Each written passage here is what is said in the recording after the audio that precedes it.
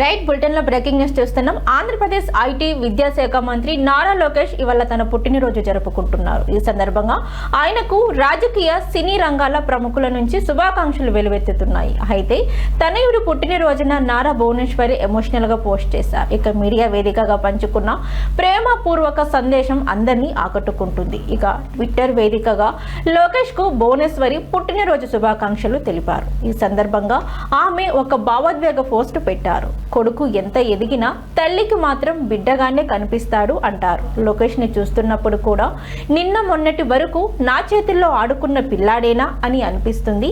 ఆ పిల్లాడే ఇప్పుడు మంత్రిగా బాగా పనిచేసి అందరి ప్రశంసలు అందుకుంటుంటే ఎంతో సంతోషంగా ఉంది అని ట్వీట్ చేశారు. నానా లోకేష్, నీకు పుట్టినరోజు శుభాకాంక్షలు. ఇలాంటి మరెన్నో పుట్టినరోజులు నువ్వు ఆనందంగా ఆరోగ్యంగా జరుపుకోవాలని మనసారా ఆశీర్వదిస్తున్నాను అని భువనేశ్వరి తన పోస్ట్లో పేర్కొన్నారు.